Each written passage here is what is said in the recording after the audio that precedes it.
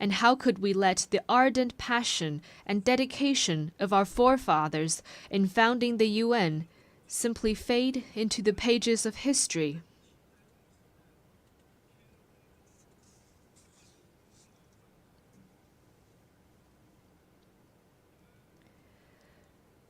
We Chinese people often say, "Never forget why you started, and you can accomplish your mission."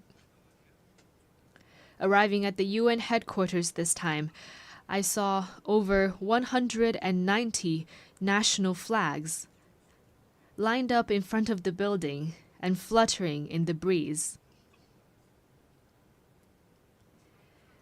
I saw the sculptures, "Let us beat swords into plowshares," and "Nonviolence," with their time-tested message ever so loud.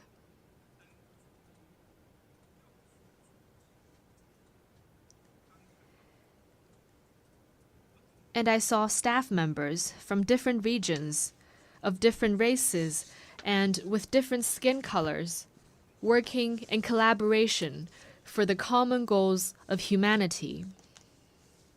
What I saw got me thinking. Those people, objects, and scenes that embody peace, progress, and development are exactly why we choose to commemorate victory. They are also what inspires us to forge ahead, hand in hand. While we may not be able to go back in time and relive the victory, we can definitely create a better future together.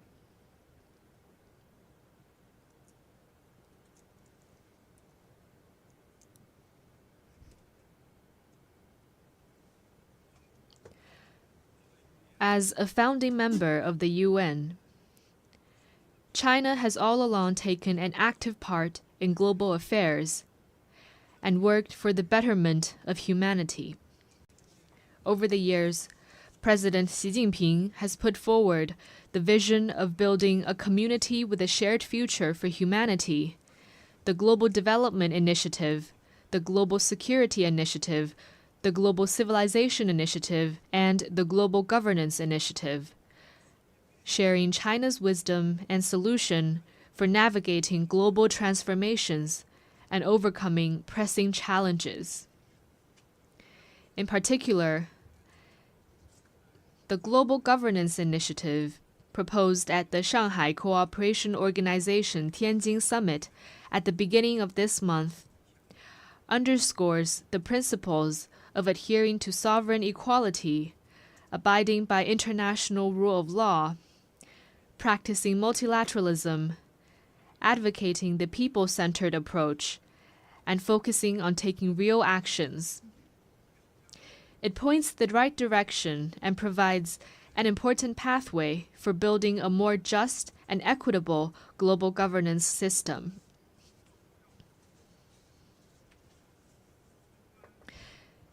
China is ready to take coordinated and effective actions together with all sides to offer more concrete solutions and promote world peace and development.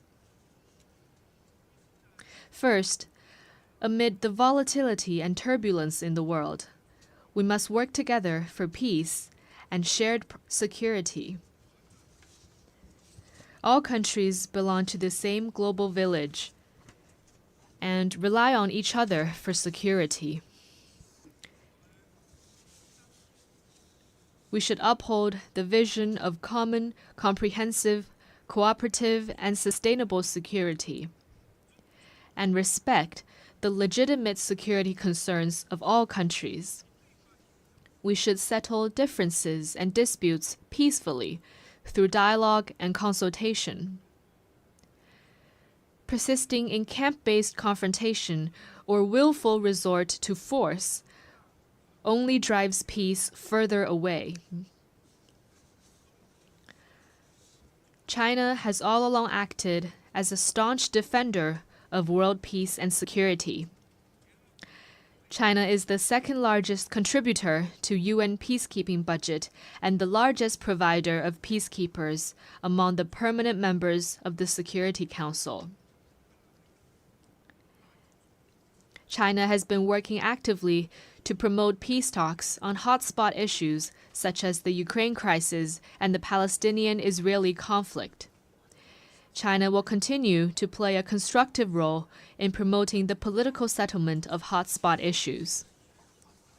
Second, amid sluggish global growth, we must reinvigorate cooperation and pursue win-win results.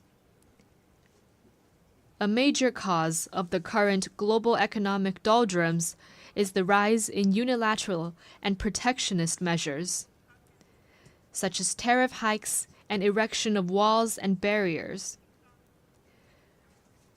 We should collaborate more closely to identify and expand convergence of interests, promote universally beneficial and inclusive economic globalization, and help each other succeed by moving forward in the same direction. China has always been a key driver of global common development. Over the years, the Chinese economy has maintained steady development, contributing around 30% to global economic growth. China has consistently opened its door wider to the world. It has lowered its overall tariff level to 7.3% and remained the world's second-largest importer for 16 consecutive years. China has also advanced high-quality Belt and Road cooperation with over 150 countries. Currently, China is taking solid steps to promote high-quality development at home, with a focus on expanding domestic demand. China has the confidence and capability to keep its economy on an upward trajectory and continue to provide important support for global economic growth. Third, amid dynamic interactions among civilizations, we must champion dialogue and mutual enlightenment. Every civilization has its unique value and heritage, and deserves acknowledgement and respect. Obsession with so-called civilizational superiority or ideology-based circles only breeds more division and confrontation. Adopting an inclusive attitude and engaging in exchange and mutual learning is a sure way to build more consensus and collective strength. China has all along engaged in active civilizational exchange and mutual learning. Over the next 5 years, China will carry out 50 development cooperation programs in the field of culture and civilization for fellow developing countries, and host 200 thematic training and seminar programs, contributing its part to inter-civilizational dialogue and the progress of civilizations. Fourth, amid emerging challenges, we must respond with concrete efforts and protect our shared home. Climate change is a major challenge confronting all of us. We should uphold the principle of common but differentiated responsibilities, promote the effective implementation of the Paris Agreement, and enhance international collaboration on the green economy. In recent years, technologies such as artificial intelligence, network communications, and biomanufacturing have advanced rapidly. Along with the benefits, they also bring potential risks. We should adhere to the principles of people-centered development, technology for good, and equitable benefits, improve relevant governance rules at a faster pace, and strengthen global governance cooperation, so that technological progress could bring real benefits to humanity in a better way. China has always been a responsible stakeholder in addressing global challenges. Committed to green and low-carbon development, China has established the world's largest and fastest-growing renewable energy system, built the most extensive and complete new energy industrial chain, and announced China's 2035 nationally determined contributions that cover all economic sectors and all greenhouse gases. China has proposed the Global AI Governance Initiative and advocated the establishment of a World AI Cooperation Organization. This time during the 80th session, China will present to the UN the lunar soil samples collected by Chang'e 6 from the far side of the moon.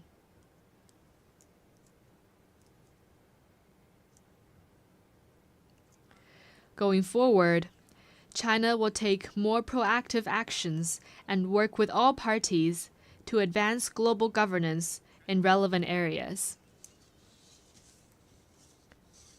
Colleagues, China stands ready to work with all members to uphold the standing and authority of the UN, safeguard the purposes and principles of the UN Charter, support UN reforms to improve its efficiency and capacity to fulfill its mandate, and advocate greater representation and voice of developing countries. China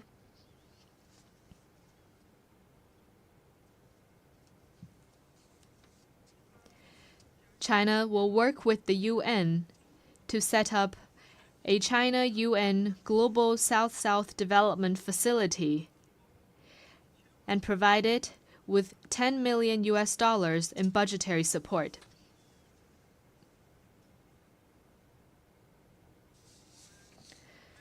China will also partner with the United Nations Development Program to establish a global center for sustainable development in Shanghai to accelerate the implementation of the UN 2030 Agenda for Sustainable Development. The tide of history surges forward, and the Great Way remains smooth and steadfast. Going forward, China will continue doing its best to contribute to global peace and development.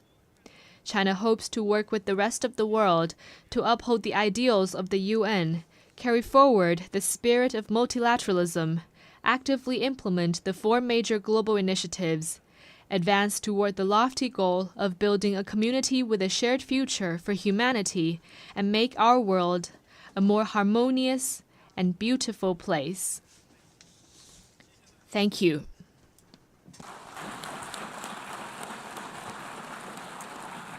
On behalf of the Assembly, I wish to thank the Premier of the State Council of the People's Republic of China.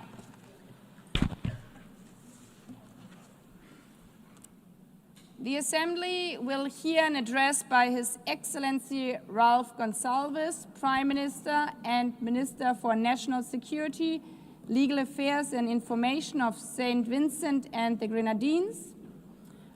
I request protocol to escort His Excellency and invite him to address the Assembly.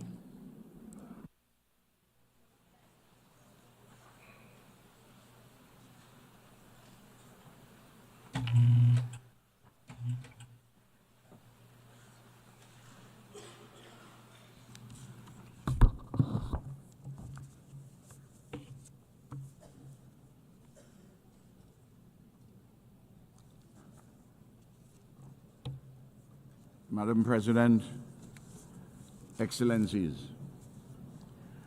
the condition of today's world is more complicated, more dangerous than ever, more uneven in its human development, more integrated, yet more disparate and desperate. At the same time, much progress and advancements have been made by humanity, and there's an enduring hopefulness amidst despair, a persistent sense that a better tomorrow is possible, even as catastrophes loom and dangers lurk. Your Excellencies, big power rivalries interlaced with personal vainglories and hubris are gravely unsettling the world to the advantage of not one single nation state. Civilized discourse, tempered with patience and calm, has given way to a bellicosity of language shouted across continents and oceans, designed presumably to satisfy nativist longings in the breasts of those who think that, despite their good fortune, relatively, they have been grievously wronged by some dark and hidden forces. Can none of these persons pause and reflect upon the question posed and answered by all the world's great religions, but in particular through the words of the Hebrew prophet Micah? What does the Lord require of us? To do justly, to love mercy, and to walk humbly with our God. The intractable problems facing humanity cannot be solved by any one nation unilaterally. A mature multilateralism is required to address satisfactorily rampaging climate change in the age of the Anthropocene, to resolve the threats posed by nuclear weapons and their further spread, to pursue peaceful coexistence rather than conflict, terrorism, and war, to reform the system of financing for development, inclusive of a just climate financing, to tackle successfully the growing challenges of artificial intelligence, to achieve the 17 Sustainable Development Goals by 2030, be guided by the Global Digital Compact and the Pact for the Future, and to reshape global governance more inclusively. It is thus of the highest importance for this august body, the United Nations, and the overwhelming majority of nation states within it, to continue our efforts to persuade the powerful to act equitably, honorably, and multilaterally, to tackle efficaciously the extant and looming challenges facing the global community. Oftentimes, it is frustrating and disheartening to those of us who are committed to this necessary and desirable path of mature multilateralism, because our Herculean efforts seemingly deliver correspondingly negligible results. Nevertheless, we cannot give up. We cannot afford to get weary. We have no choice but to persist in this ever more urgent multilateral solidarity and cooperation as we pursue the political and economic spaces to make this world a better place for all humanity. Your Excellencies, St. Vincent and the Grenadines, like all countries globally, have been shaped by our history and geography, our nature and neighbors, our extant circumstances, and our dreams for a better future.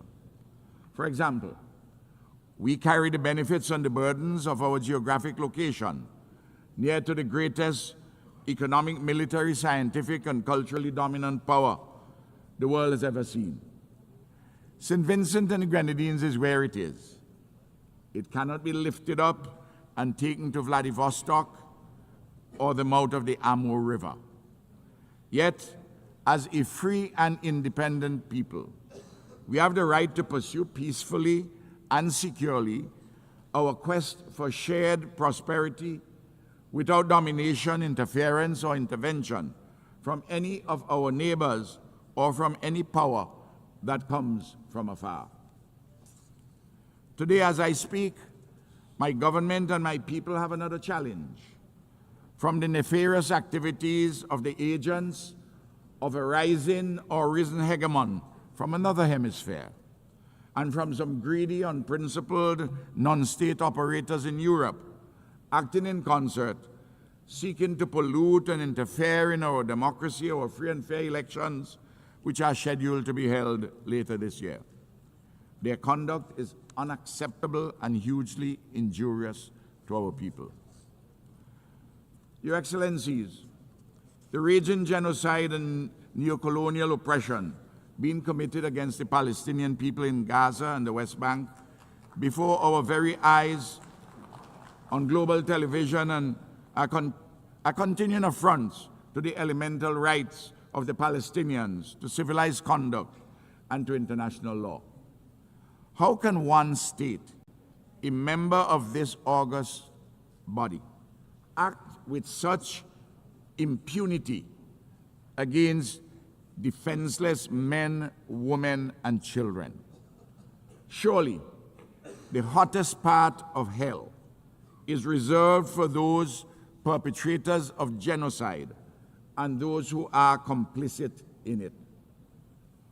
Over 200 years ago, the British committed large-scale genocide against the indigenous people of my country. And we are still suffering, enduring the historical legacies of underdevelopment therefrom. Similarly, the genocidal enslavement of African bodies in our Caribbean, in our hemisphere. It will take centuries for the pain, suffering, and legacies of the current genocide of the Palestinians to be repaired. We in the Caribbean are today demanding justly reparations for native genocide and the enslavement of African bodies, which occurred centuries ago. This tragedy, this madness that has been unfolding unabated in Palestine must stop.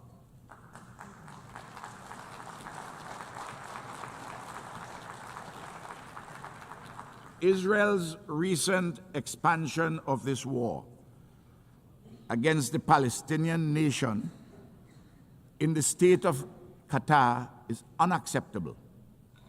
We stand in solidarity with Qatar.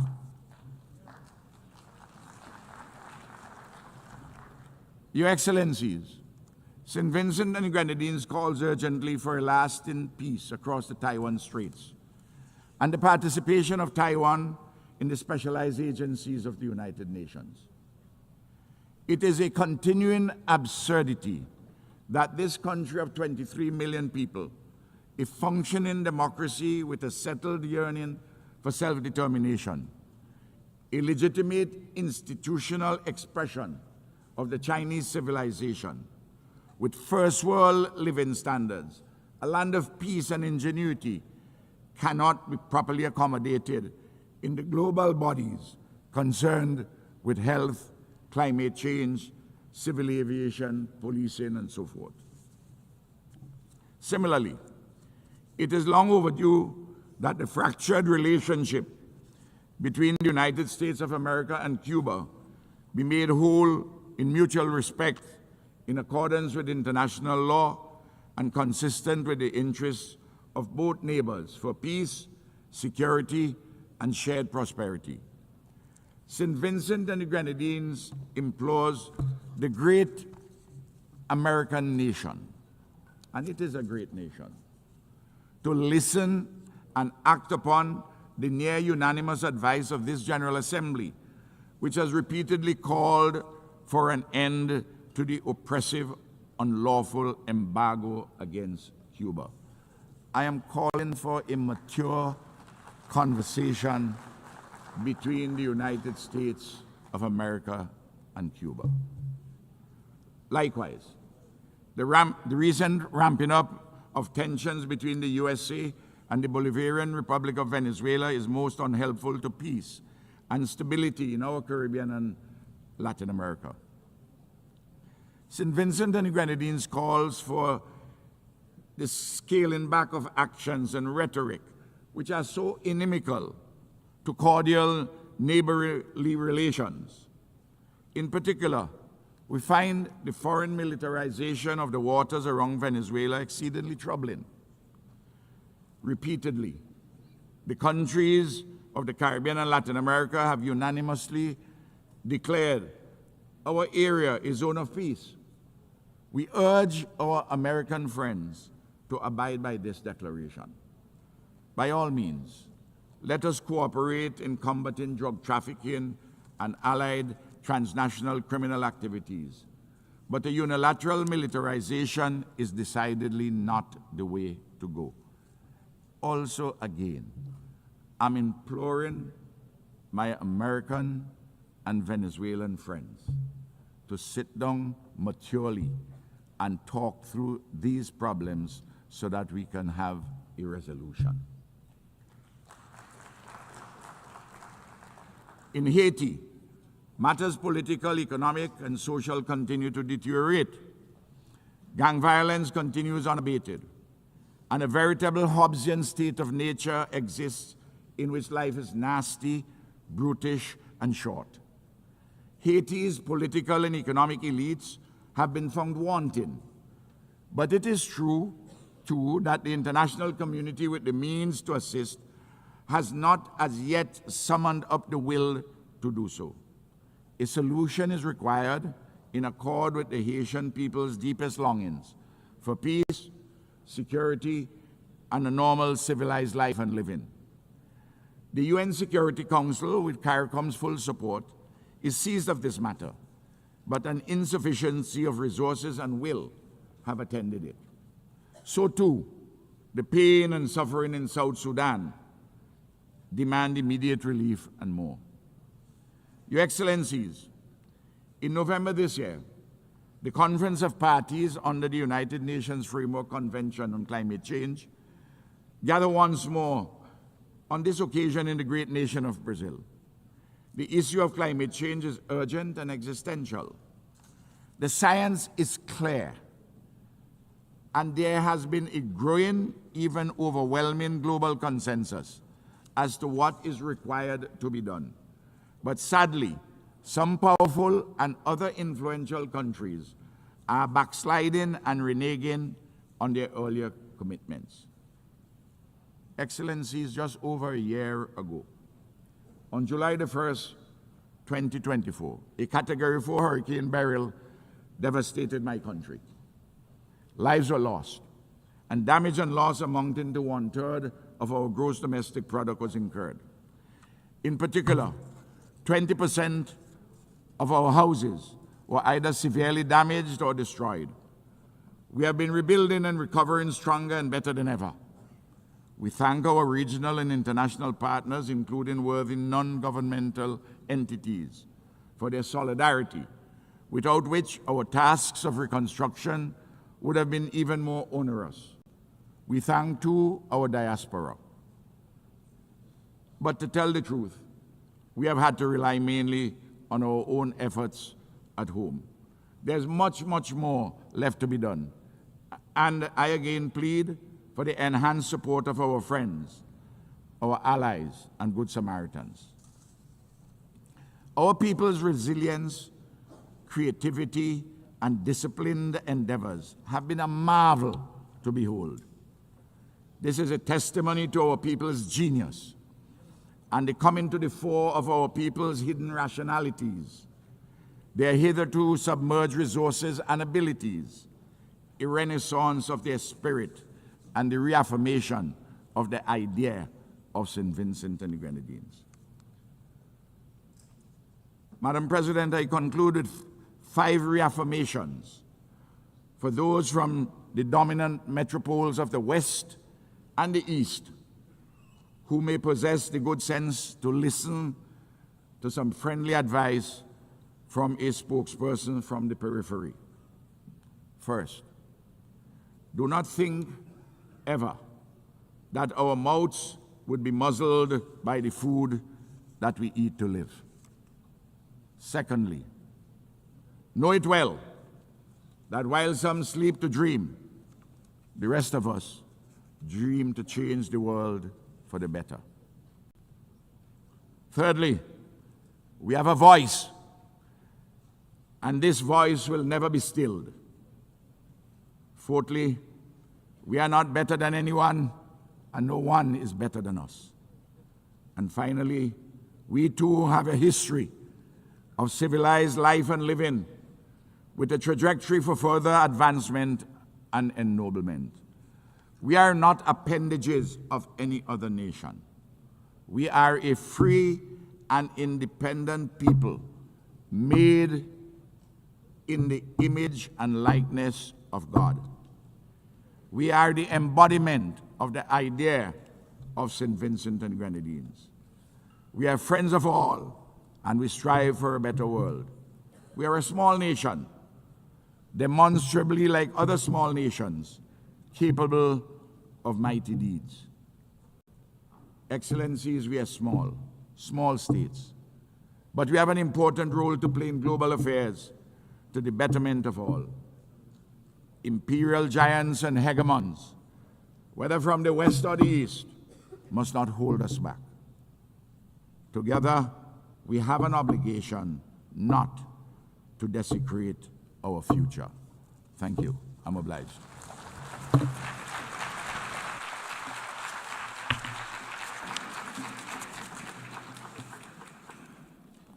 On behalf of the Assembly, I wish to thank the Prime Minister and Minister for National Security, Legal Affairs and Information of St. Vincent and the Grenadines. The Assembly will hear an address by His Excellency Luc Frieden, Prime Minister of the Grand Duchy of Luxembourg. I request protocol to escort His Excellency and invite him to address the Assembly.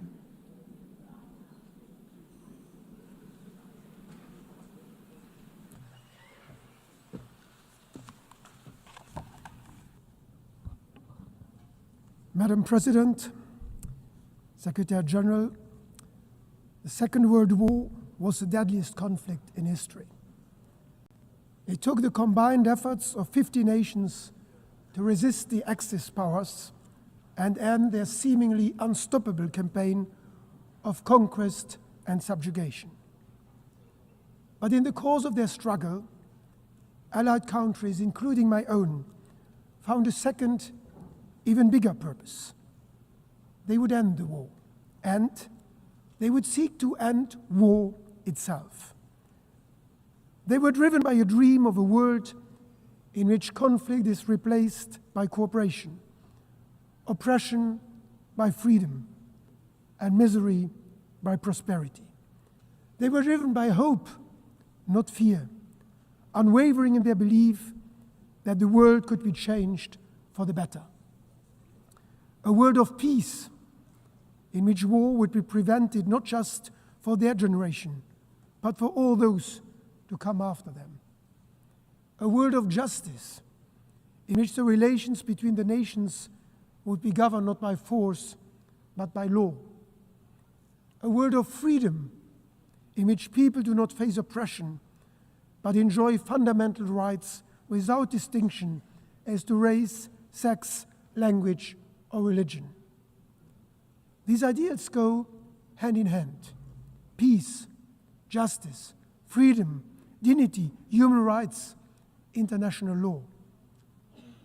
Looking back, and indeed at the current state of world affairs, it is painfully obvious that we are not always living up to those ideals.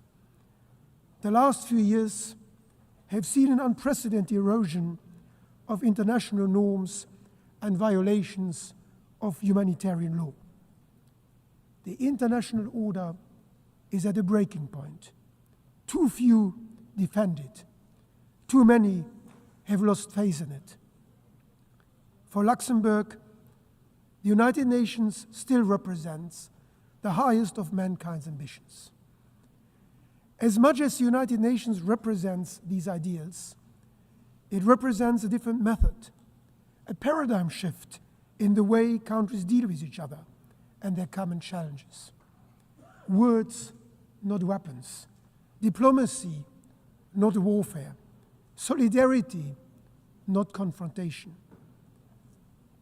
The establishment of the United Nations 8 years ago was not the end of the journey to peace. It was the beginning. That journey must be made anew every single day. One that Luxembourg will always be ready to pursue. That journey of dialogue and cooperation, together with all others willing to work for peace. Because war, with all its horrible results, is nothing but the final expression of that radical unwillingness to compromise at the root of all human conflict, that stubborn refusal to even listen to the other side. It is this uncompromising spirit that starts wars, creates divisions, and hinders progress, leaving all of us worse off. The United Nations, however, represents the opposite spirit. It stands for the relentless pursuit of compromise, for the formidable power of reconciliation. But the United Nations as an institution cannot work wonders. Its success depends on all of us. It will work, its ideals can be achieved when we adopt this spirit, in all our decisions.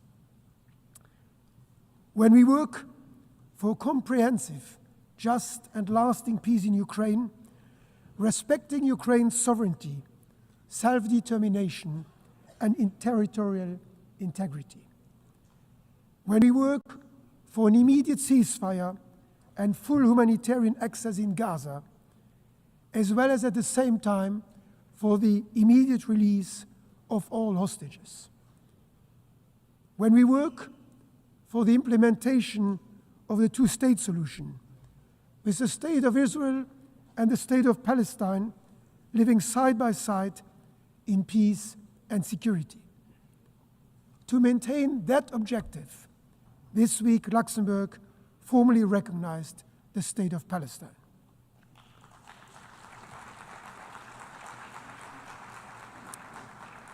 When we work to ensure equal rights, to educate all children, to eradicate hunger and disease, and to protect our cultural heritage.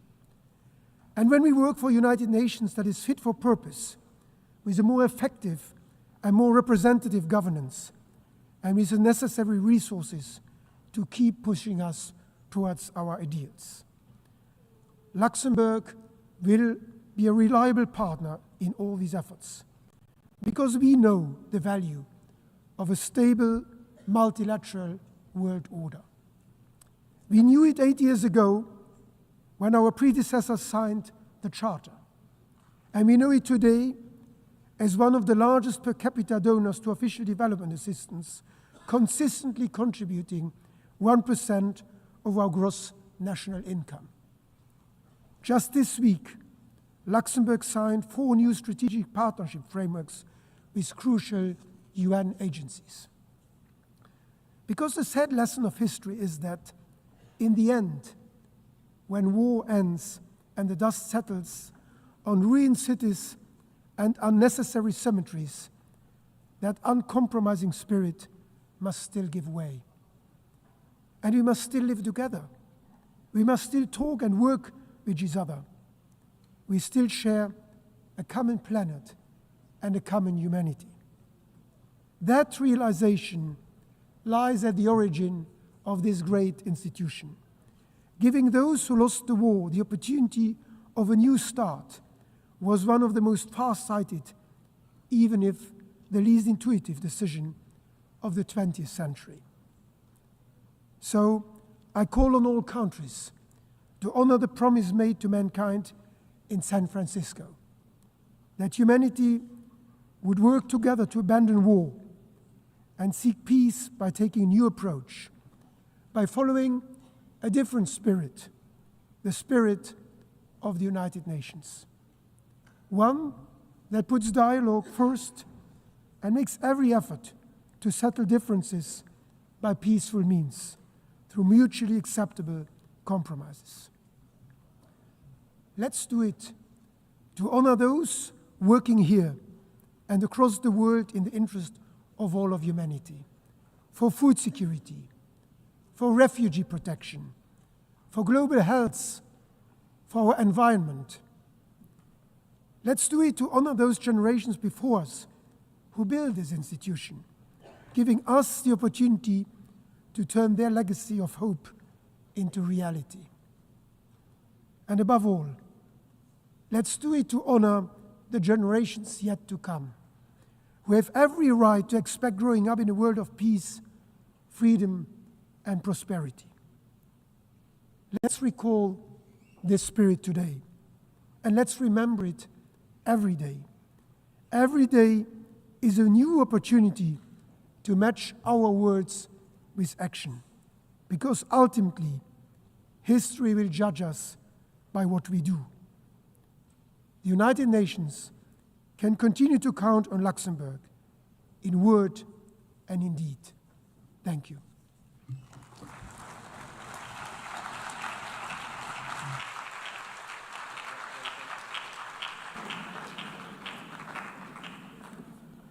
On behalf of the Assembly, I wish to thank the Prime Minister of Grand Duchy of Luxembourg.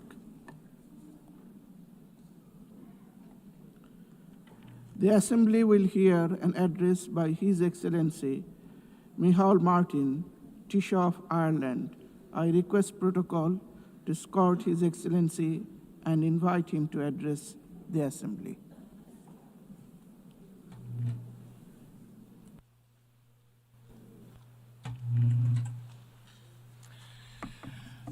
President of the General Assembly, distinguished heads of state and government, Secretary General, Excellencies, friends. It is important to remember what brings us together every year. 80 years ago, the world was emerging from the most savage conflict in our history. 80 million people lay dead.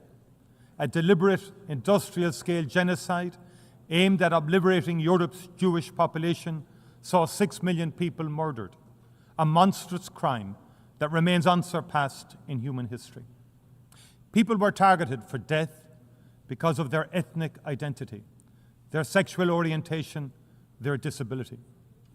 Cities were laid waste, throttled by siege, firebombed into oblivion, or pulverized by the first and only use of atomic weapons in war. Humanity had descended into the abyss. This United Nations was the phoenix that rose from that darkness, the highest expression of our commitment to unite our strength to maintain international peace and security. It was the best attempt by those who had seen the worst of humanity to offer a different path to future generations.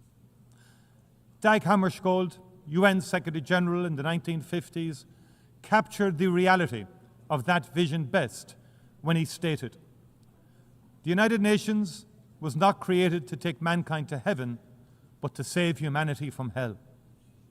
Since Ireland joined in 1955, the United Nations has been the cornerstone of our foreign policy. There is no member state more committed to its ideals. There is no member state more determined to ensure it succeeds in its mission. And like all member states, we depend on the UN Charter and the protections of international law for our security and well-being. At a time when the world risks slipping back into an order in which might is right and some voices count more than others, it is up to us as leaders to reassert and to insist on the primacy of international cooperation. President, the Universal Declaration of Human Rights states that the recognition of the inherent dignity and of the equal and inalienable rights of all members of the human family is the foundation of freedom, justice, and peace in the world. I am deeply concerned by the constant pushback on human rights norms that has accelerated in recent years. Against women's rights and gender equality, against LGBTQ+ rights. I call out the brutal Taliban for their denial of the most fundamental rights of Afghanistan's women and girls. Ireland continues to work tirelessly to oppose all attempts to dilute existing international commitments and human rights standards. We reaffirm our commitment to honour and comply with the universal nature and the individuality of human rights. To demonstrate that commitment, we will run for a seat on the Human Rights Council from 2027 to 2029. President, conflict is always and everywhere a sign of human failure. Conflict destroys lives. It devastates economic development. It leaves scars and divisions that take generations to heal. We in Ireland know that from experience. On Friday of last week, the Irish and British governments agreed a new framework for addressing the legacy of the conflict in Northern Ireland. The Good Friday Agreement would not have been possible without the support and engagement of the international community. And we are ready to offer the same to others. The Irish people are enormously proud of our 67 years of continuous UN peacekeeping, especially our engagement with UNIFIL and close connection to Lebanon. We remember the members of our defence forces who paid the ultimate price. Continued support for UNIFIL will be essential over the next 15 months to support the efforts of the Lebanese authorities, given the complexity and scale of the challenges in the region.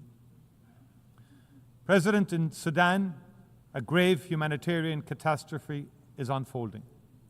It is more than 2 years since war broke out, and it has unleashed the most unimaginable human suffering on the civilian population.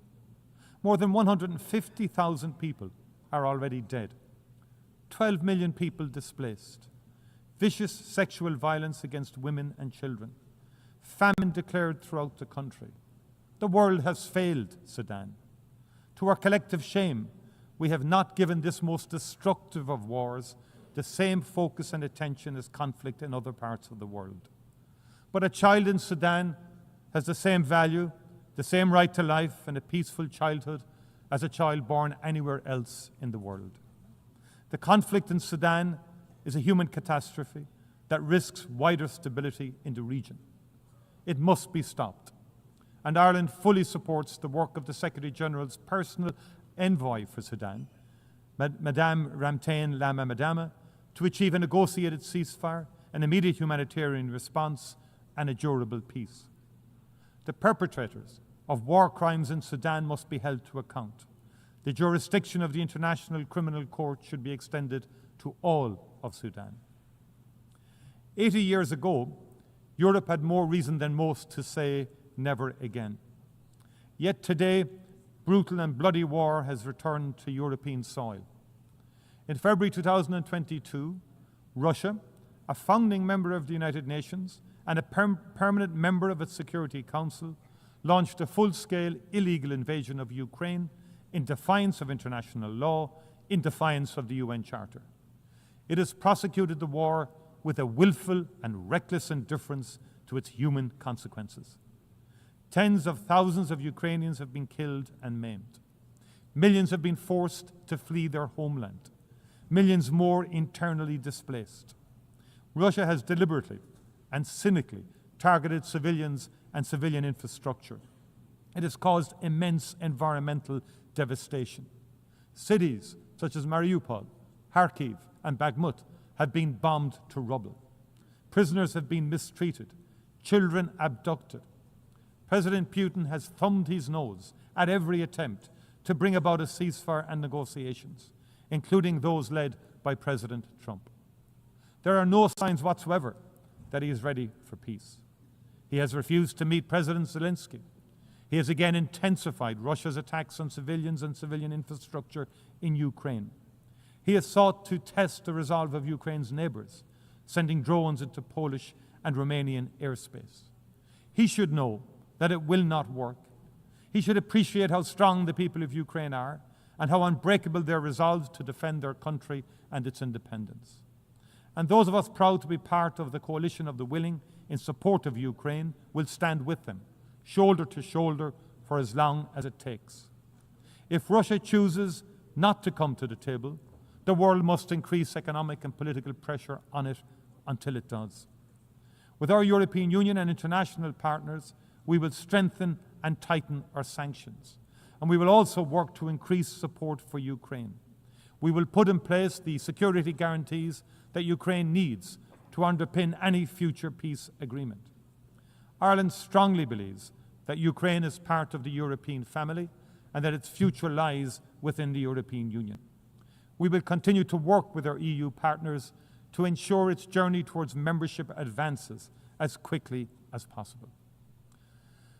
President, I come now to Gaza, a catastrophe of the most monumental and consequential kind. It is not possible to describe the scale of the physical and psychological suffering endured by the Palestinian people for 2 long and brutal years. Ireland stands in full solidarity with them.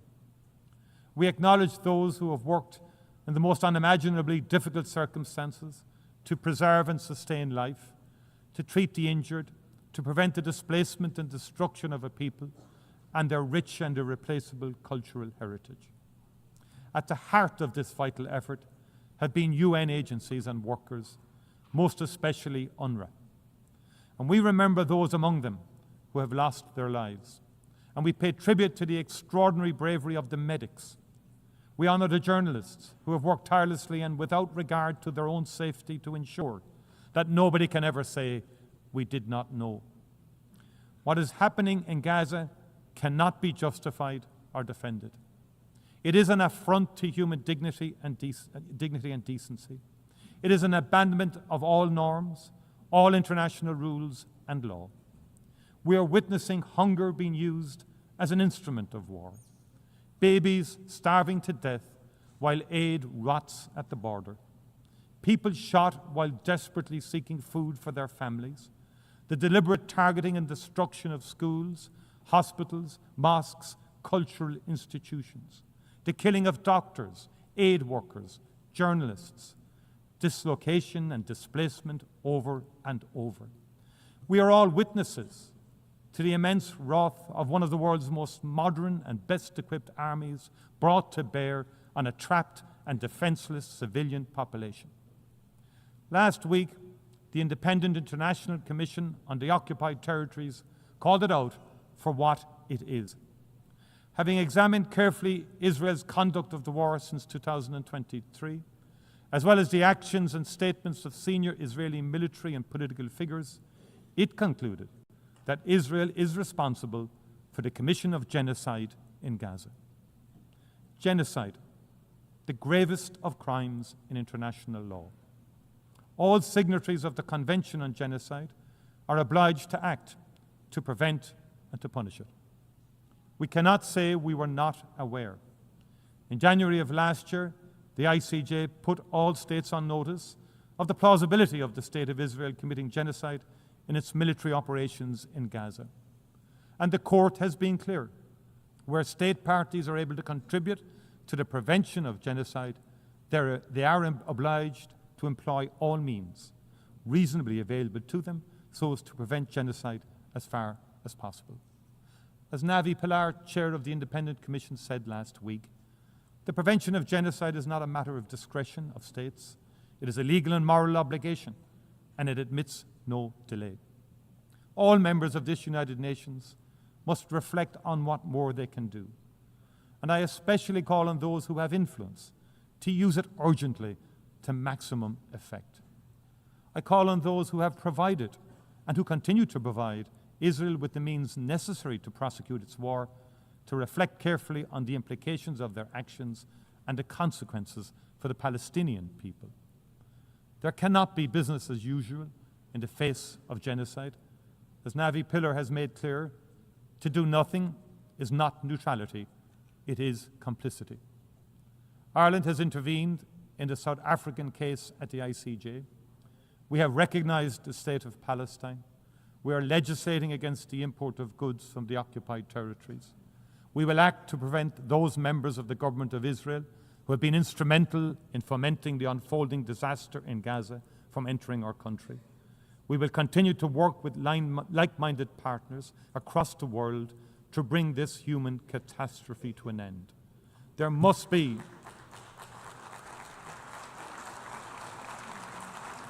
an immediate ceasefire, the release of all remaining hostages, and unimpeded access for humanitarian and aid workers to Gaza. Those responsible for war crimes must be held accountable. There can be no impunity. We also need to hold to account those responsible for the attack on Israel of the 7th of October 2023. That too was a monstrous war crime. I appreciate the profound and continuing impact the trauma has had on the people of Israel. Hamas, not the Palestinian people, were responsible. Hamas must answer for its crimes. Hamas can have no role in the future governance in Palestine. But no crime, however heinous, can justify genocide. We also need to recognize the crimes being perpetrated in the West Bank, the scale and pace of appropriation of Palestinian land by illegal Israeli settlers, the open backing this receives from the Israeli government, the harassment, imprisonment, and abuse of the Palestinian population, the withholding of tax revenues from the Palestinian Authority. It must not be allowed to continue.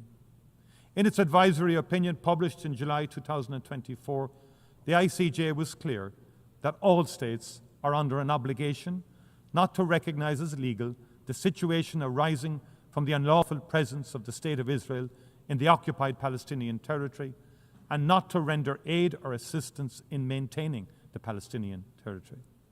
The world knows what drives this illegal activity is a determination to render the possibility of a two-state solution impossible. It must not succeed. A two-state solution remains the only prospect for a peaceful future in which the people of Israel and the people of Palestine can live in peace and security side by side. I welcome the decision to recognize the State of Palestine taken by France, Belgium, Luxembourg, the United Kingdom, Canada, Australia, and others. I commend France and Saudi Arabia for the leadership they are providing in working towards a political process that can deliver a just, lasting peace and security in the region. They have my full support. President, as it marks its 80th anniversary, the United Nations has never been more necessary. Today's challenges are ever more complex and ever more interconnected. They cannot be solved by any country or region acting alone. The threat to the future of our planet and the wonder of its biodiversity, the need for development, leaving nobody behind, the health and well-being of our people, the protection of our shared cultural heritage in all its magnificent diversity, the stability of our economies and our ability to trade fairly, the immense opportunity of the digital revolution, but also the potential consequences for our shared humanity. The United Nations is not perfect, and it needs to reform to reflect a very different world. I pay warm tribute to the role that Antonio Guterres has played as Secretary General during his term in office in that regard. The UN continues to represent the best of humanity. If it falters, it is not because it is no longer relevant, it is because we as leaders have let it down. Let this be remembered as a time when we reaffirmed our commitment to multilateralism, to the rule of law, to a reformed United Nations fit for purpose and for the future. As we did in the Charter, let us seek to save this and future generations from war. Let us reaffirm our faith in fundamental human rights, the dignity and worth of each human person. Let us work to establish conditions in which justice and respect for international law can be maintained. And as we pledged in the Charter, let us never cease to promote social progress and better standards of life for all in ever larger freedom. Thank you very, very much indeed. Thank you.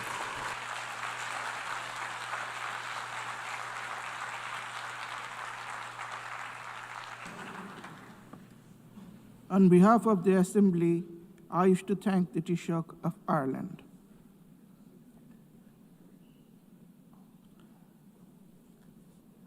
The Assembly will now hear an address by His Excellency Muhammad Yunus, Chief Advisor of the Interim Government of the People's Republic of Bangladesh. I request protocol to please escort His Excellency and invite him to address the Assembly.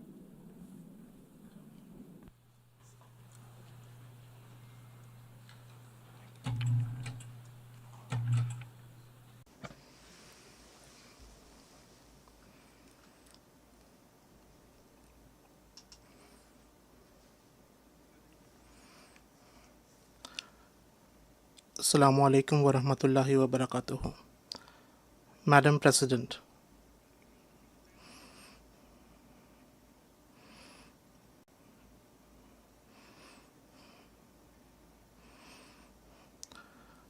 I congratulate all member states on the 80th anniversary of the UN Charter.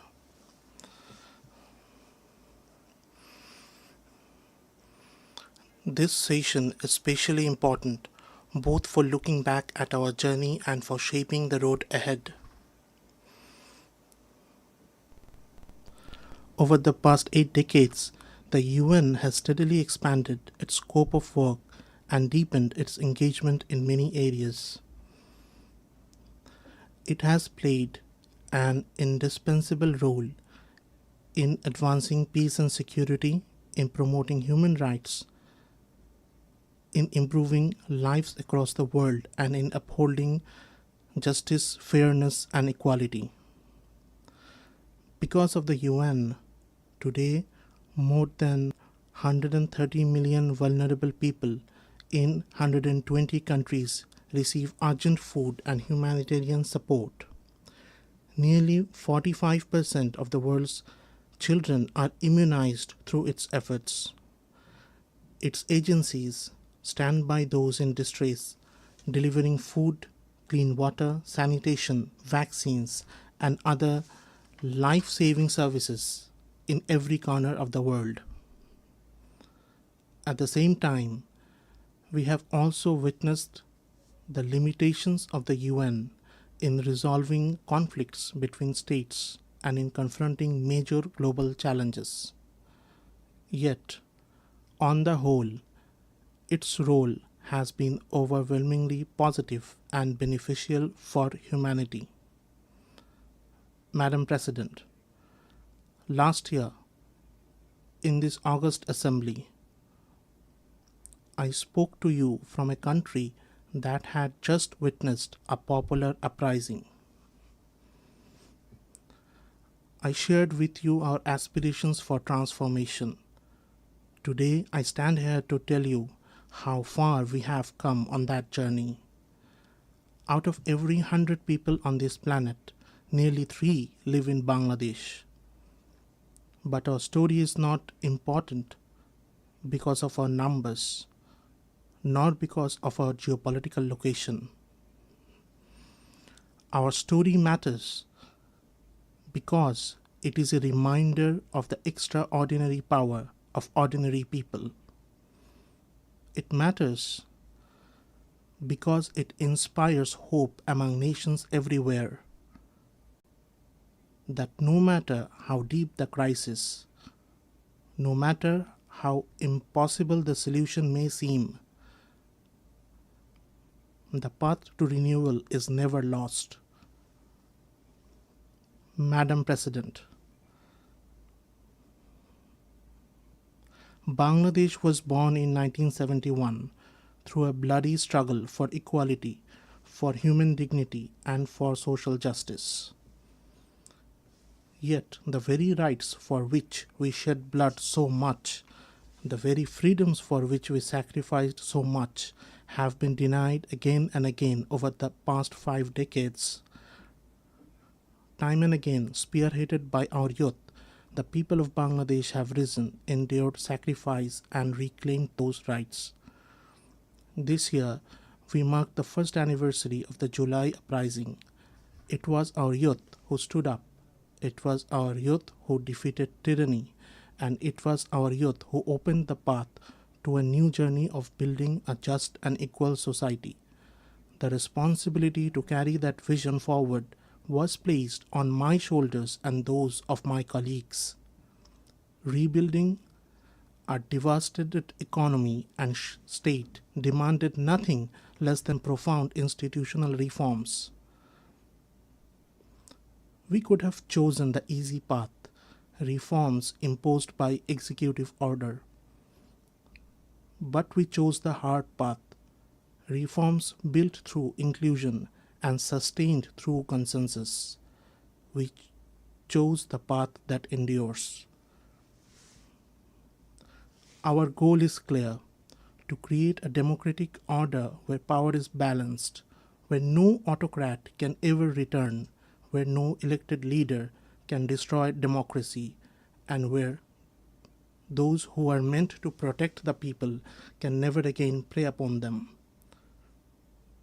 To realize this vision, we established 11 independent commissions on governance, judiciary, elections, public administration, law enforcement, anti-corruption, women's rights, and other vital areas. These commissions consulted citizens, studied deeply, and produced detailed proposals for reform. To anchor these reforms in permanence, we created a National Consensus Commission, which brought together more than 30 political parties and coalitions. Its aim was simple yet historic: to forge a collective pledge that transcends party line. That effort succeeded. On the first anniversary of July Uprising, we stood together on one stage and announced the July Declaration, a time-bound commitment to reform. That commitment means that no matter who wins the next election, the reform process will not stop, will not reverse, and will not be undone. Now, as we prepare for next elections in February next year, we remain steadfast in carrying forward reforms that place citizens at the center. Our focus is unchanging: transparency, accountability, and the rule of law. Madam President, within weeks of assuming office last year, I invited the UN High Commissioner for Human Rights to Bangladesh. The task was clear: to investigate and document human rights violations and atrocities committed by the fallen autocracy. Their team carried out field investigations and submitted a detailed report. Along with their findings, they made important recommendations to ensure that such crimes are never repeated. We have incorporated those recommendations into our national reform process. Even before the last General Assembly session, Bangladesh acceded to the International Convention for Protection of All Persons from Enforced Disappearance. We are now drafting necessary legislation to give full effect to its provisions at the national level. This year, we joined the optional protocol to Convention Against Torture, and we are working to establish an independent national mechanism to prevent torture in line with its requirements. To strengthen our transformation from a repressive authoritarian system into a democratic order that protects human rights, we have also authorized a 3-year mission of the Office of the High Commissioner for Human Rights in Bangladesh.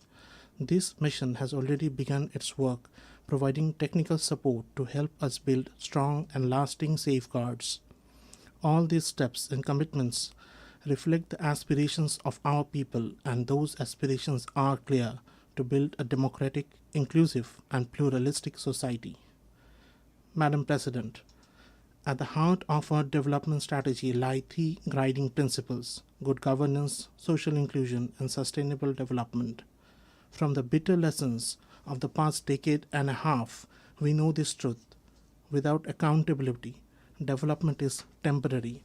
Without accountability, development is fragile. Infrastructure projects driven by corruption and narrow political interests not only burden the economy, they fail to serve the people.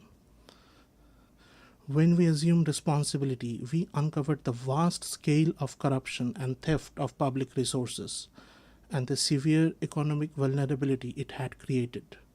We are determined to put an end to this so that development is never again used as an excuse to plunder the wealth of the people. To stabilize the fragile economy, we have taken difficult but necessary reform decisions. Among the most important reform is the revenue collection system. For the first time, legislation has been enacted to separate policy-making body from the implementing authority. This ensures transparency and accountability, and it will expand our revenue base. These measures are fully aligned with the severe commitment adopted at the recent FFD4 conference. Just as Bangladesh is striving to implement reforms in line with the severe commitment, we hope that the developed world will also honor their responsibilities under that collective pledge. We also believe that reform of decision-making and governance in global financial institutions is urgently needed. Equally vital are an inclusive framework for international tax cooperation, coordinated global measures against illicit financial flows and corruption, and stronger international cooperation for the recovery of stolen and illicit assets. Madam President, recovering the illicit assets stolen from our country is now one of our highest priorities. In the past 15 years, billions of dollars were siphoned abroad through corruption. We are working tirelessly to bring this wealth back. Yet, legal processes in the concerned countries and different other obstacles are hurting our efforts. Without sincere political commitment from the countries concerned, we will not be able to recover these assets. The current global financial system has failed to prevent the illicit transfer of resources from developing nations. In some cases, the very rules of international financial institutions have enabled the movement of vast sums of illegal money into tax havens around the world. I call upon those countries and institutions that shelter such stolen assets, do not be complicit in this crime. Return the wealth to its rightful owners, the farmers, the workers, and the ordinary taxpayers.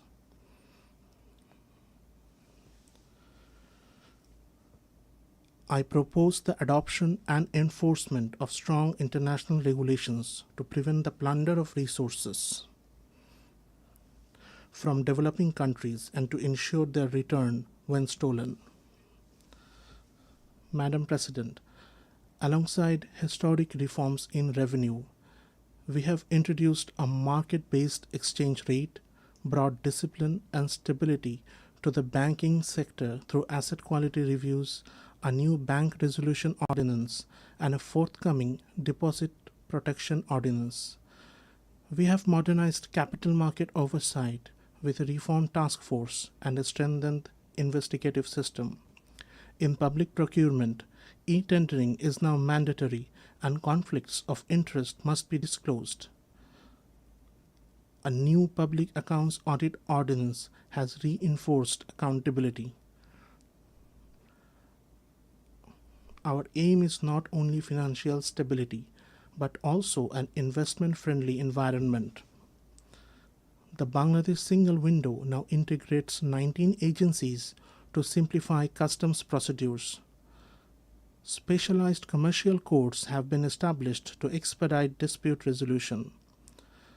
The Investment Development Authority has set up a coordination committee to ensure smooth, one-stop services, bringing regulators under one roof and easing visa and work permit processes. An FDI heat map and a national semiconductor task force now provide transparent information on high potential sectors. Trade logistics are also improving. Year on year, container handling at Chattogram port grew by 27.6% in August, a striking sign of new efficiency. These initiatives strengthen economic governance and make investment safer. Bangladesh is now entering a new phase of sustainable and inclusive growth. This progress would not have been possible without the extraordinary contribution of our migrant workers. Month after month, they send record remittances home through their hard work abroad. Their contribution is not only vital for Bangladesh, it is equally valuable for host countries, where they provide essential services in high demand. Migration is therefore mutually beneficial, good for us, good for them. We are also advancing human labor rights reforms in line with our commitments. A committee has already been formed to implement the recommendations of the Independent Labor Reform Commission. Amendments to the Bangladesh Labour Act are at the final stage, including easier trade union registration, longer maternity leave, and expanded social protection for workers in both formal and informal sectors. Online trade union registration has been introduced, and further simplification is under review. As a sign of our commitment to workers' rights, we have also signed the Charter of the OIC Labour Centre. For these reasons, we strongly support safe, orderly, and regular migration. We call upon all countries that receive migrant workers to ensure empathy and protection for them. While developed nations struggle with aging populations, Bangladesh is blessed. More than 60% of our people are under the age of 35. If migration pathways are opened, it will be mutually beneficial.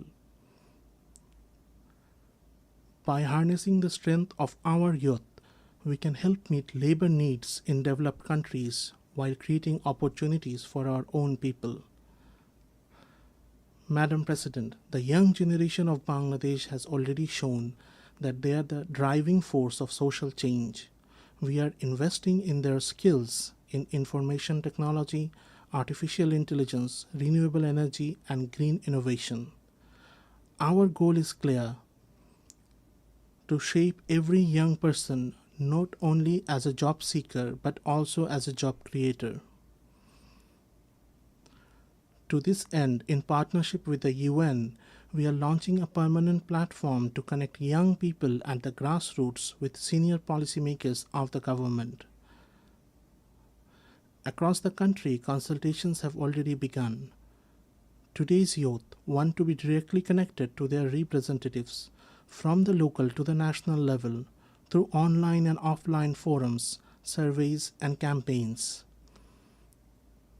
They demand greater opportunities for leadership, skills development, and digital literacy.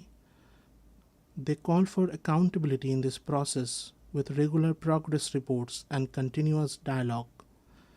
Above all, they insist that the process be inclusive with equal space for women, minorities, persons with disabilities, and marginalized groups. This year is especially significant for youth policy as we celebrate the 30th anniversary of the World Programme of Action for Youth. It is not only a moment to address the challenges of today's young people, but also to anticipate the crisis they will face tomorrow and to begin shaping the solutions. In this fast-changing technological era, one of our deepest concerns is the widening digital divide facing youth in developing world. Quantum computing, artificial intelligence, large language models, modern communication systems, these must not be biased, and their benefits must be shared fairly with all. If not, we risk creating an entire generation who will see themselves as excluded, marginalized, and treated unjustly. Such a generation will be vulnerable to every harmful temptation. We believe that to shield young people from this risk and to spread the benefits of technology to all, technological innovation alone is not enough. We also need social innovation. Almost half a century ago, we introduced the idea of microcredit. It was then a radical experiment against conventional wisdom. Today, it is a globally recognized tool that has lifted millions out of poverty. In the US, for example, Grameen America has disbursed more than $6.2 billion till date to low-income women entrepreneurs with repayment rates close to 100%. Today, in Bangladesh and across the world, we are advancing the idea of social business. It is a form of business where profits are entirely reinvested for social good. Social business has shown that the entrepreneurial spirit of every human being can be harnessed for the welfare of society and the solving of social problems. This gives humanity a creative method to address every challenge, whether environmental degradation, concentration of wealth, healthcare, unemployment, or poverty. It is a path that can be applied and sustained everywhere. Madam President, in confronting the climate crisis, the goal of limiting global temperature rise to 1.5 degrees Celsius has already slipped beyond our grasp. The annual pledge of $100 billion in climate finance has not been met.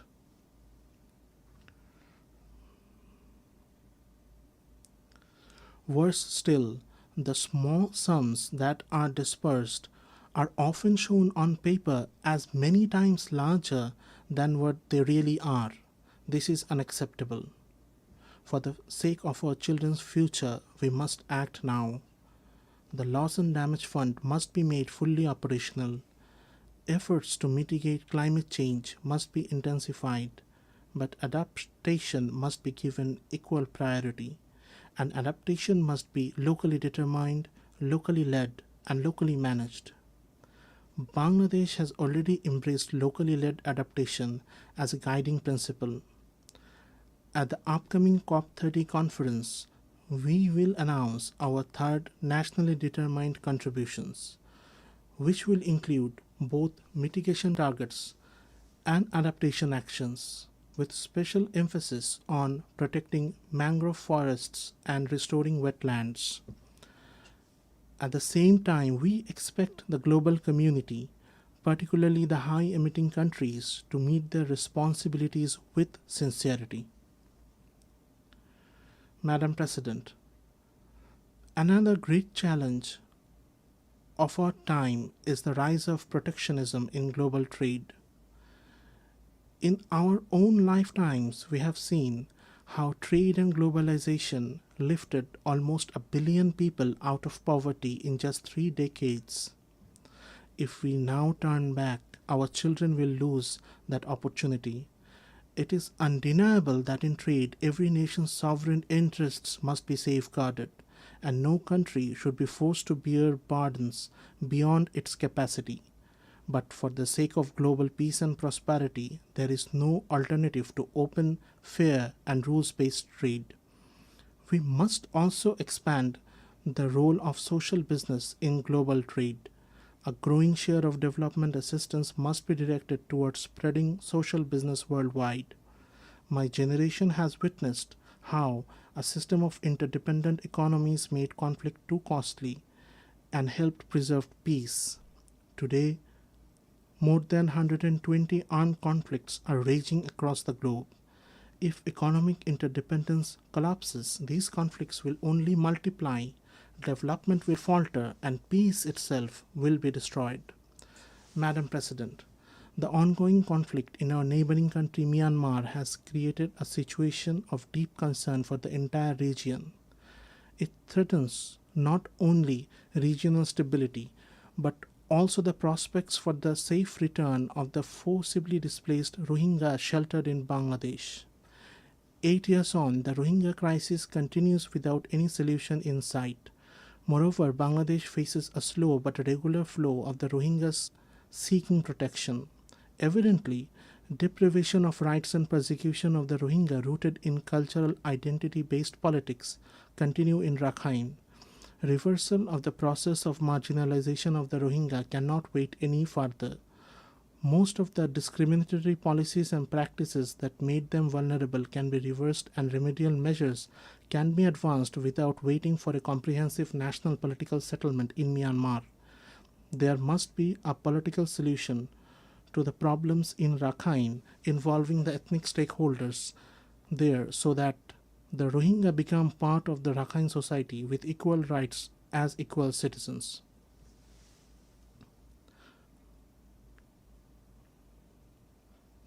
Towards this end, a sustainable repatriation in safety and security must lead the process for restoration of their rights and their ultimate reintegration with dignity.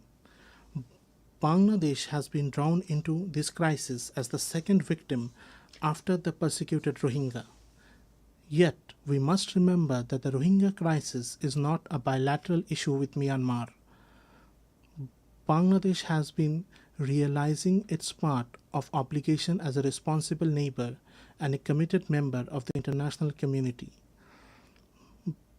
But our collective goal of maintaining a minimum standard of living in the camps face a situation of potential collapse given the funding crunch. The World Food Programme warns of a critical funding shortfall for its emergency response.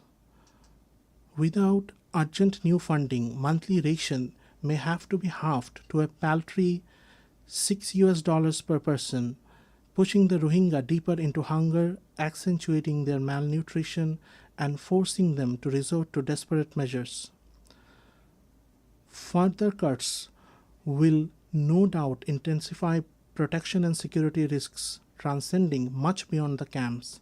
Hence, I call upon existing donors and to come forward with enhanced contribution and potential donors to make announcements of generous contribution to prevent this catastrophic situation. The international community, beyond new and enhanced funding for humanitarian assistance, must apply pressure on Myanmar or the non-state actor in Rakhine to bring positive changes there and to seek political solutions urgently.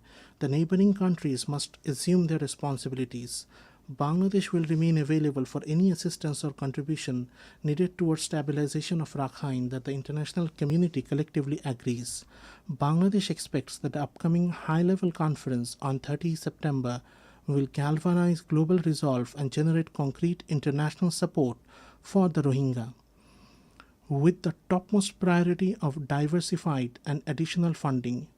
Parallelly, it must agree on a process with time-bound deliverables as part of a globally accepted roadmap towards seeking permanent solutions to the Rohingya crisis. Madam President, this year, conflicts have scarred almost every corner of the globe, in Europe, in South Asia, and in the Middle East. We live in the most densely populated region of the world. Nowhere else do so many nuclear-armed states exist in such close proximity. That is why we in Bangladesh deeply understand the urgency of disarmament and the prevention of nuclear proliferation. We call for the revival of global arms control treaties that have grown weaker with time.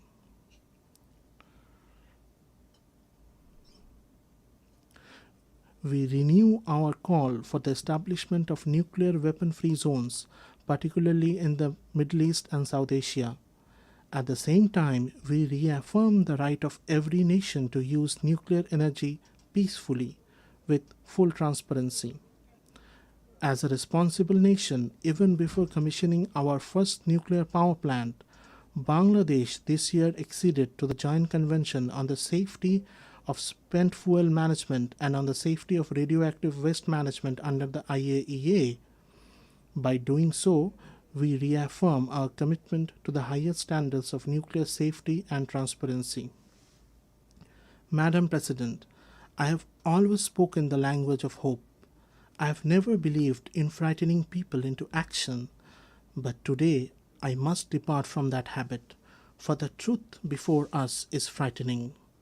I must warn, extreme nationalism, geopolitics that thrive on suffering of others, and indifference to human pain are destroying the progress humanity has built through decades of struggle. Nowhere is this tragedy more visible than in Gaza. Children are dying of hunger, civilians are being killed without distinction. Entire neighborhoods, including hospitals and schools, are being wiped from the map. We do agree with the UN Independent International Inquiry Commission that we are witnessing a genocide happening live. Unfortunately, on behalf of the humanity, we are not doing enough to stop it. If this continues, neither future generations nor history will forgive us. On behalf of the people of Bangladesh and of conscientious citizens across the world, I once again make a strong appeal The two-state solution must be implemented now through the establishment of an independent state of Palestine with East Jerusalem as its capital. Only on the basis of the pre-1967 borders, with Israel and Palestine living side by side in peace, can justice be done. Madam President, in Bangladesh, we believe that we must build a culture of peace, one that rests on the values of tolerance, non-violence, dialogue, and cooperation at every level of society. For more than 3.5 decades, Bangladesh has stood among the leading contributors of UN peacekeepers. This is living proof of our enduring commitment to global peace and security. Even today, nearly 6,000 Bangladeshi peacekeepers are serving in some of the world's most volatile regions under the UN flag. And 168 of our peacekeepers have made the ultimate sacrifice in line of duty. Research has consistently shown that UN peacekeeping missions are more sustainable and effective than unilateral interventions. We therefore call for clear and achievable mandates and adequate funding for peacekeeping operations. We must also give the highest priority to the safety of peacekeepers and ensure accountability for crimes committed against them. Bangladesh also actively promotes multilingualism, both at home and internationally, because we believe that linguistic and cultural diversity deepens mutual understanding. In the 21st century, there is no place for hatred, intolerance, racism, xenophobia, or Islamophobia in any society. Yet today, disinformation and hate speech have become matters of grave concern. In the aftermath of the last year's popular uprising in Bangladesh, certain vested groups deliberately spread false narratives, and such disinformation continues even now. The problem has been compounded by the deliberate use of fake news and artificial intelligence-driven deepfakes, which make the situation even more dangerous. We must work together to confront these distortions before they erode trust among people and weaken the bonds of social harmony. Madam President, one of our top priorities is the empowerment of women. In the words of our national poet Qazi Nazrul Islam, whatever in this world is great, whatever is good and everlasting, half of it has been created by women and the other half by men. In reality, in many important fields today, the contribution of women is greater than half. This month, for the first time, Bangladesh published the Unpaid Household Production Satellite Account. It shows that women perform more than 85% of unpaid care and household work, with a value equivalent to over 16% of our GDP. Despite many obstacles, our girls are succeeding everywhere, from classrooms to boardrooms, from laboratories to sports fields. Recently, our women's football team won a regional championship, qualified for the Inter-Asian competition, and inspired millions across the country. My government's efforts to ensure women's safety, dignity, and equal opportunity continue. This year, we celebrate the 30th anniversary of the Beijing Declaration. On this occasion, we have strengthened our commitment to women's empowerment by announcing 4 national pledges under the Beijing Plus 30 Action Agenda to be implemented in the next 5 years. They include enacting a law to prevent and protect against sexual harassment, recognizing and valuing women's unpaid care and household work, increasing women's participation in politics and public life, and strengthening gender-responsive budgeting. Madam President, Bangladesh is committed to regional cooperation based on mutual respect, transparency, and shared prosperity. Through initiatives such as BIMSTEC, BBIN, Asian Highway, SASEC, we are advancing regional connectivity and trade. At the same time, we have expressed interest in joining effective regional forums like ASEAN, and we are working toward that goal. We also call for the revitalization of the South Asian Association for Regional Cooperation, SAARC. Established 4 decades ago, SAARC achieved notable progress in its early years and laid a strong foundation for regional cooperation. Despite political deadlock, its institutional structure remains intact. We believe SAARC still holds the potential to deliver welfare to the hundreds of millions in our region, just as ASEAN has done in its own. For shared development, there is no alternative to regional cooperation among neighbors. And when it comes to the use of shared natural resources, fairness and compassion must guide us. Bangladesh is firmly committed to peaceful regional cooperation in this area. That is why, as the first country in South Asia, we have recently joined the UN Water Convention. Madam President, centuries of political exploitation, plunder of resources, and structural inequalities have created today's stark realities of uneven development. A decade ago, when we agreed on the 2030 agenda, we were filled with hope that the world would change course and move toward the right path. Yet the reality today is sobering. Progress toward the SDGs has fallen dangerously behind.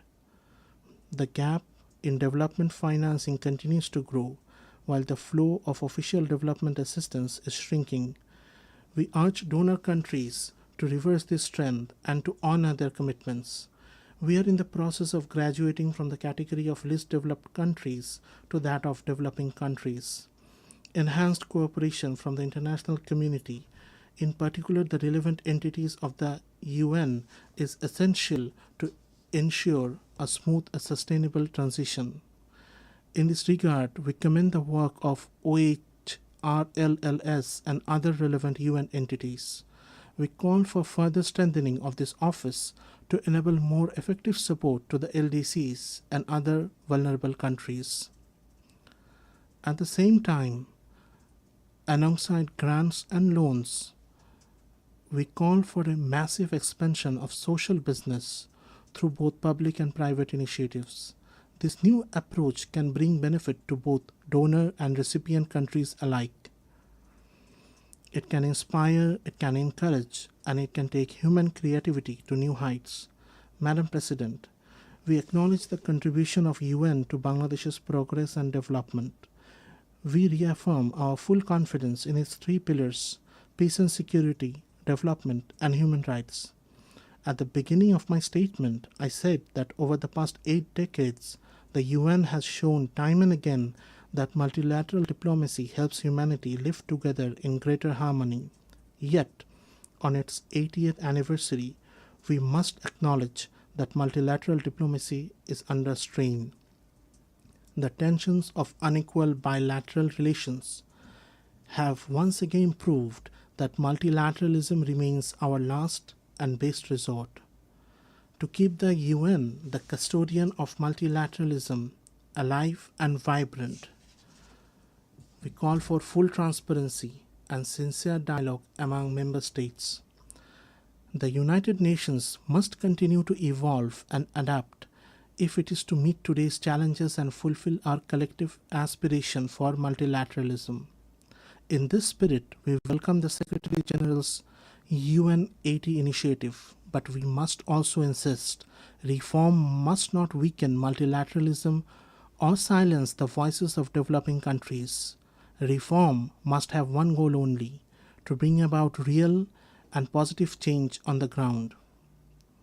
Madam President, last year our people proved that injustice in this world is not eternal. They proved that change is not only possible, it is inevitable. We must remember that the challenges ahead cannot be met by any single country alone. And we must also remember that in today's world, where one nation falls into crisis, when crisis erupts in one corner of the globe, the security of the whole world is put at risk. We must move forward with the dream of building a world of 3 zeros.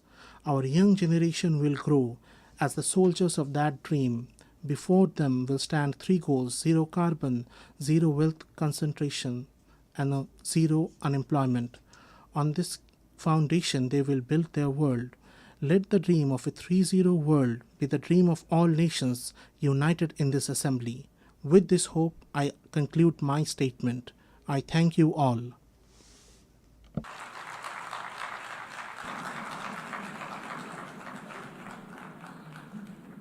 On behalf of the Assembly, I wish to thank the Chief Advisor of the Interim Government of the People's Republic of Bangladesh.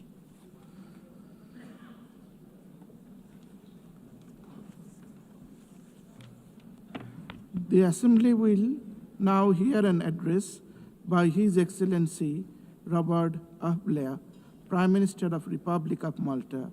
I request protocol to please escort His Excellency and invite him to address the Assembly.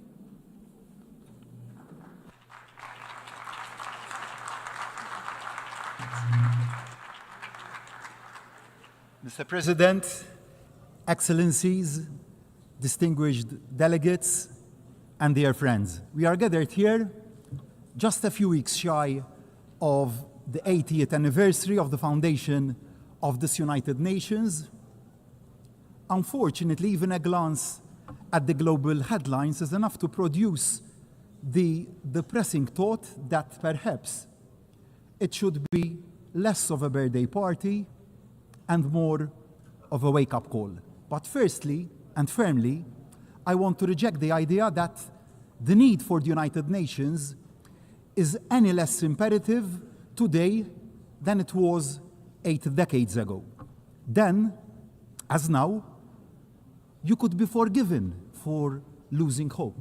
In 1945, at the end of that global conflict, the world seemed to be in ruins. Thankfully, in 2025, our world isn't in ruins, but too much of it is in flames. 80 years ago, the leaders owed it to the millions who had lost their lives over 6 years of slaughter to never lose hope.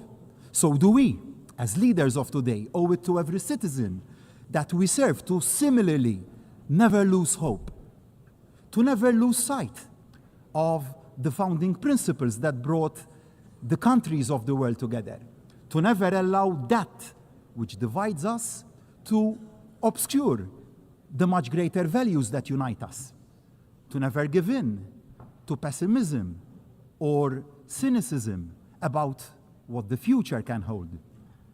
Now, don't misunderstand me. I am not blind to the magnitude of the challenges that our world faces. I know that fine words here in New York won't, by themselves, end conflict, hunger, or deaths by malnutrition. But I remain convinced that the resolution we show and the resolutions we pass here can make a real and tangible difference on the ground. We must never lose sight of the power of collective will and that of collective action.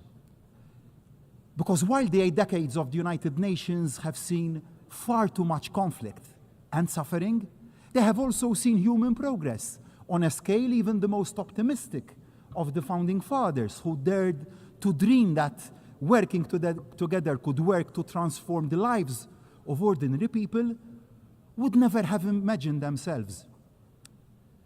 Let me cite just one example. In 1945, global life expectancy, war aside, was in the mid-40s. Children born this year, in 2025, can expect to live in their mid-70s. Now, that didn't happen by luck or by accident. It happened by will and resolve. It happened by effort. And it happened also because of the positive work being conducted by the agencies of this United Nations. And it is not just in terms of life chances that the United Nations has had a positive, transformative impact. The values inscribed in the founding charter had a profound effect on the journey to self-determination of so many nations, like my own, Malta. In 1945, Malta was still a colony, a British military and naval base. In 2025, Malta is a proud republic since 1974 and independent since 1964, playing its part at the pivotal crossroads of two continents. So, the country I am honored to lead will never turn its back on the possibilities that the principles of our United Nations offer to deliver solutions to even the gravest of challenges. Perhaps the gravest of those challenges that the world faces is division. Barriers are being built when they should be coming down and dismantled. And those barriers really are already proving obstacles to the exchange of trade, innovation, ideas, of hope that our world needs. In thinking about this throwing up of barriers, I thought of some words of the late US President, Ronald Reagan. In his 1985 State of the Union address, he had said, "There are no constraints on the human mind, no walls around the human spirit, no barriers to our progress except those we ourselves erect."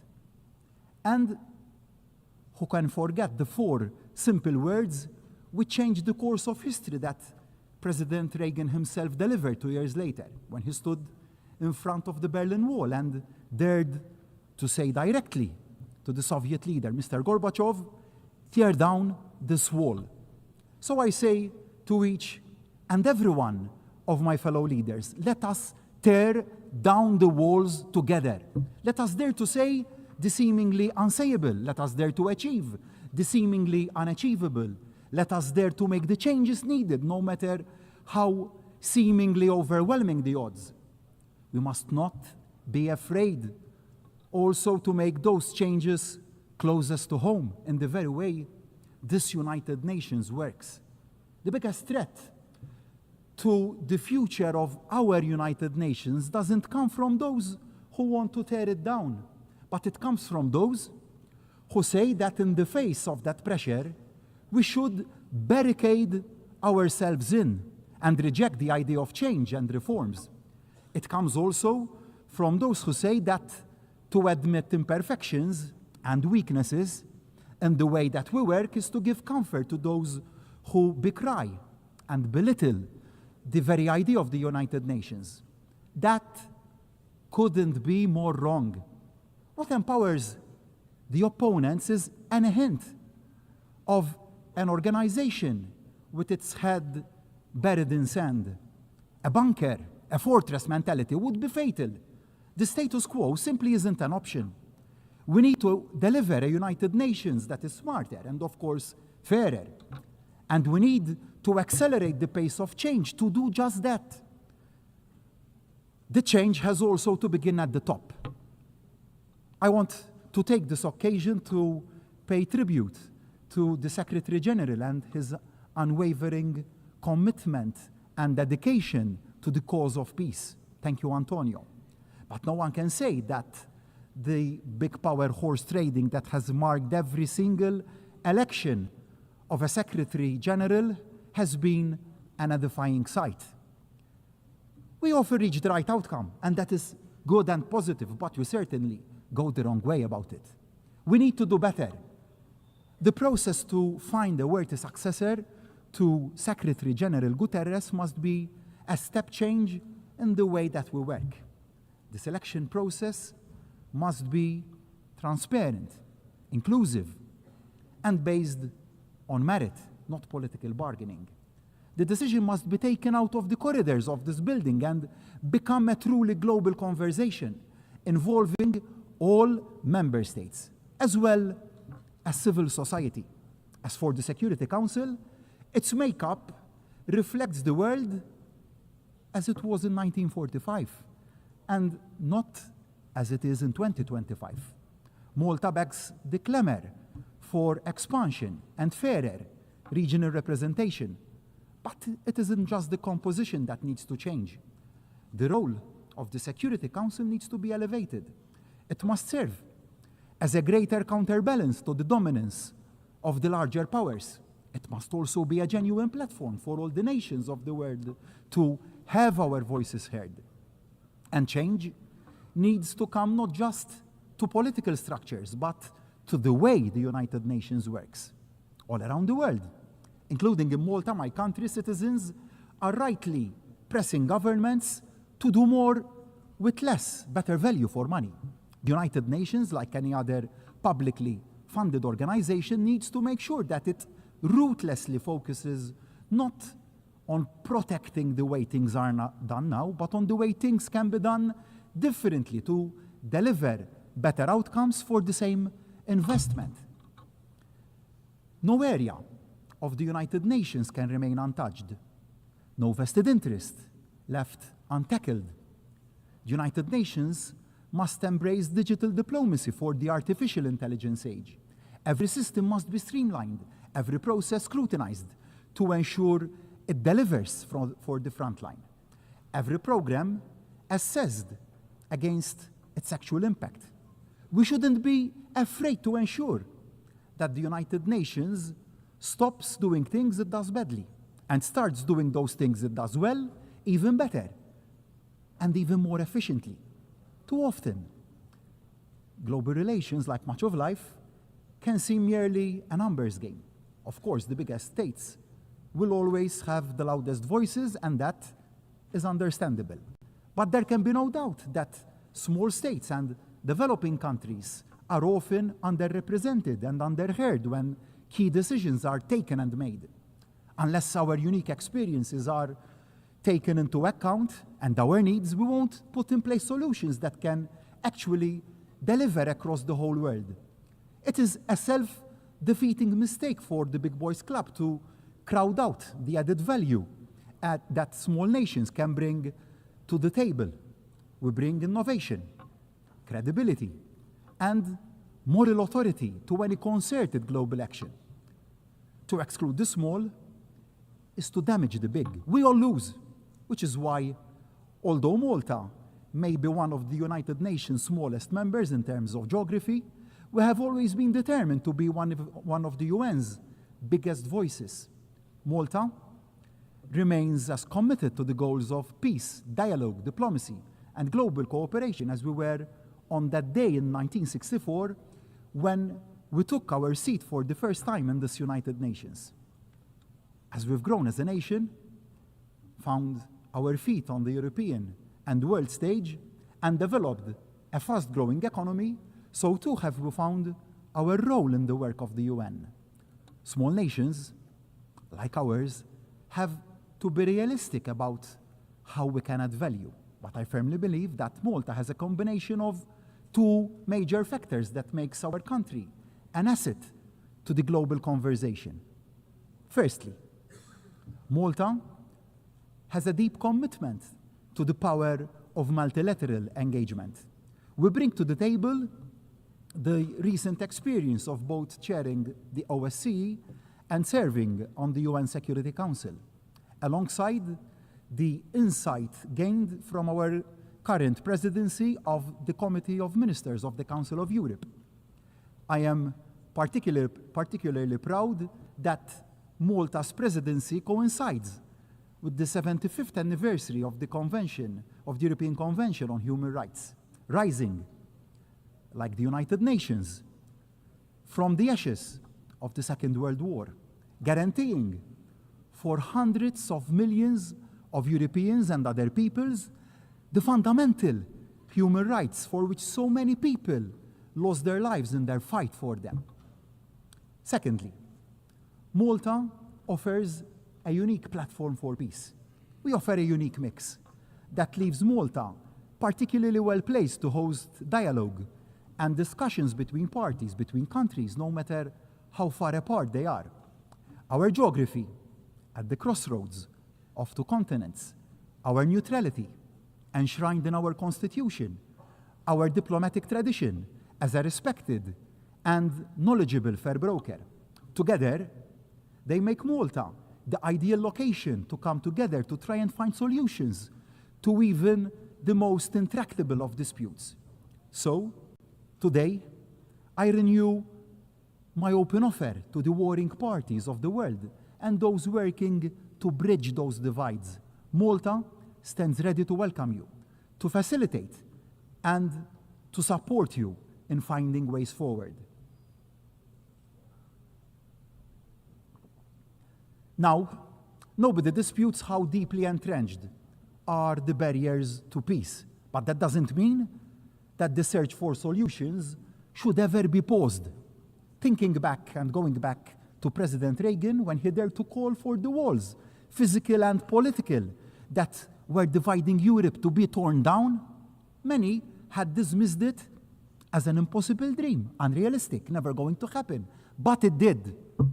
The seemingly intractable Cold War came to an end. As global leaders, we must equally never give up, never say peace can't be achieved, never give in to defeatism, even the most outwardly unresolvable of conflicts.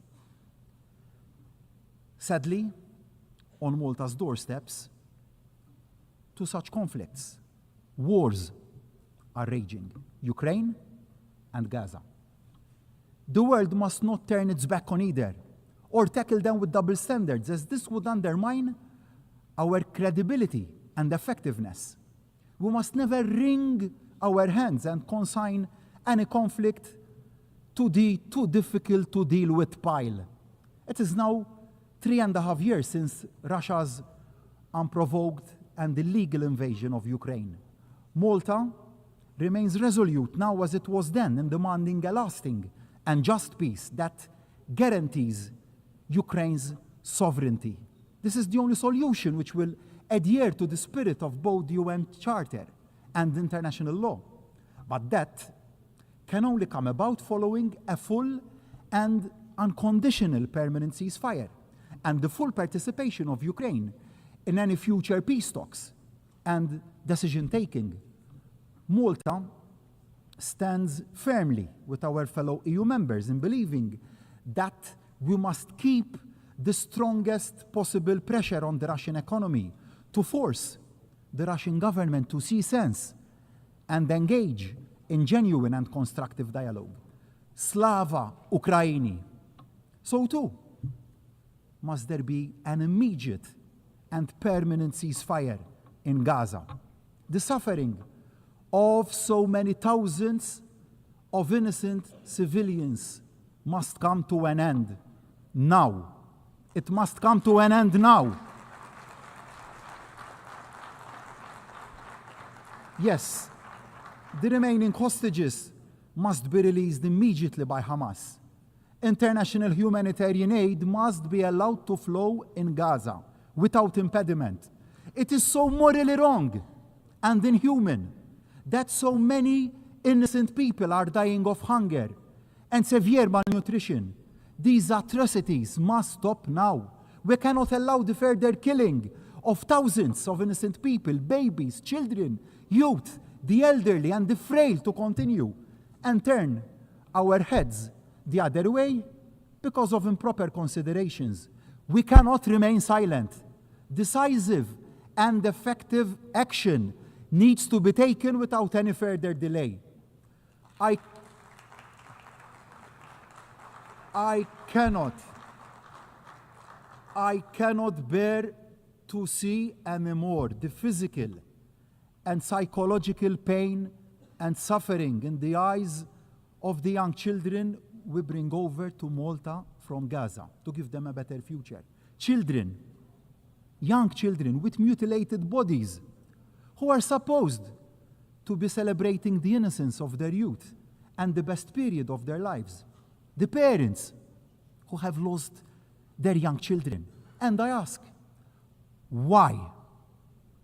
When leadership should be about humanity and empathy, and not about who can inflict maximum damage to win a war or wipe out a nation or its people.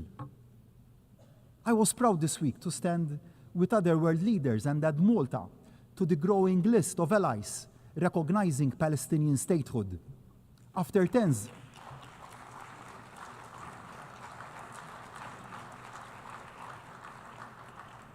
tens of years of discussion in Malta, we took decisive action and did the right thing to do.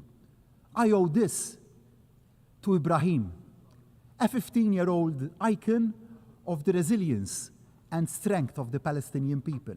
Ibrahim is now receiving the best medical care and prosthetics in Malta after having both his legs blown off and severely injured by a missile fired from a drone in Gaza. His friends were killed in the same accident. These are the daily realities in Gaza, and we have to stand up and be counted. Not doing so would mean that we are complicit in what is happening. Now, a viable two-state solution, no, isn't a reward for Hamas.